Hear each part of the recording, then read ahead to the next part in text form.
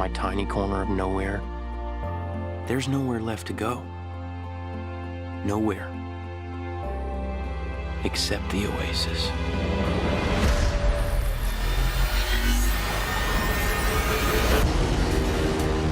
A whole virtual universe.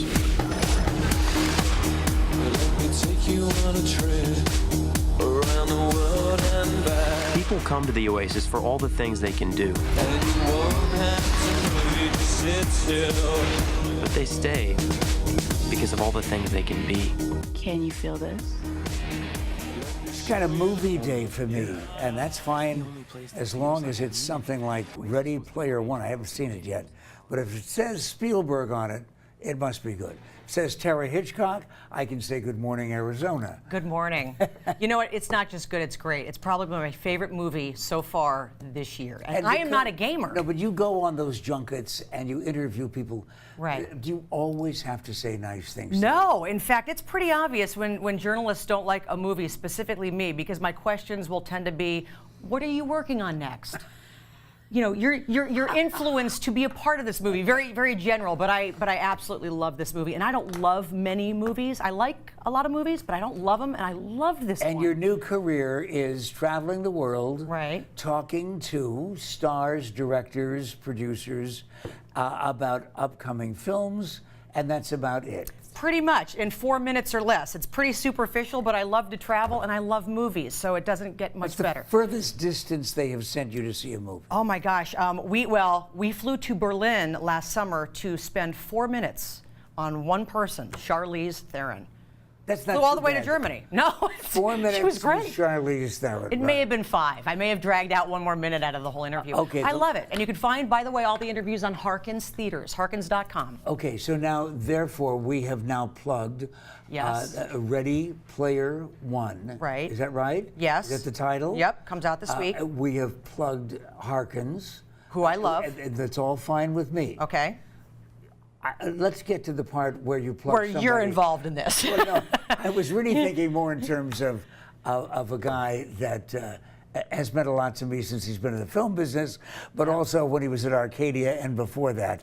Steven Spielberg. Well, here's the cool part of this whole thing. I actually was not scheduled to interview him. He had a few hours to play with, and I was not one of the journalists. And I have to tell you, I don't normally push because I try to, you know, stay on par and be nice to everybody. No, and you're not a pushy person. Well, I was this time, and I milked the Arizona thing, and I was convinced if he just knew I was there, he'd absolutely sit down with me. And sure enough, I got a few minutes with him. Wow. And one of the questions, if you've read the book Ready Player One by Ernest Cline, or you've already seen the trailer, there are a ton of references to specifically the 1980s. It is just so fantastic. But I asked him, well, I asked him a question, and somehow you came up.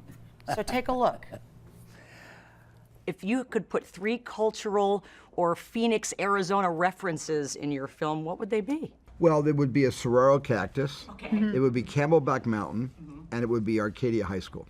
I thought you were going to say Los Olivos. And Los Olivos would be it would be almost in the tie with Arcadia. I have one more thing I want to add to Okay. that. And nobody will get this because the people watching the show, only if they're my age, they'll understand Wallace and Ladmo. It was a kid's show on at 3 o'clock in the afternoon. I used to watch it home from school every day. It was great, my whole childhood. By the way, apparently I only own one shirt because I had the same shirt on in that interview. But here was the neat thing that you don't see. We had to edit it out. I was literally walking out the door when he said, I have to add one more thing. Yeah. And so they ended up getting that part of it. But he, every day after school, he would go home and watch your show. Yeah, he really did. And called Wallace one time and said, hey, can I show one of my trailers for the next Kiwanis Club showing of a film? And he was really a friend of the show's, and he and Wal would correspond every once in a while. I got a chance to talk to him a couple of years ago when he was in town with the Phoenix Symphony. What was that like? Well, it was extraordinary because he acted as if we had just seen one another at lunch. He was crazy enough about the show that when he was doing his biography, he suggested that maybe E.T. wouldn't have happened if it hadn't been for these 3 guys who taught me how not to talk down to kids. That is so interesting you say that, because one of the actresses on this movie described Steven Spielberg as a giant who never makes you feel small. And I have to tell you, there aren't many directors of his stature, or people for that matter, in this celebrity world who somehow can pull off being that huge and never making you feel like you're less than. So But it's enough interesting about to see. me. In 10 seconds, what's next for you? Oh my gosh, 10 seconds. What am I doing? Oh, The Rock.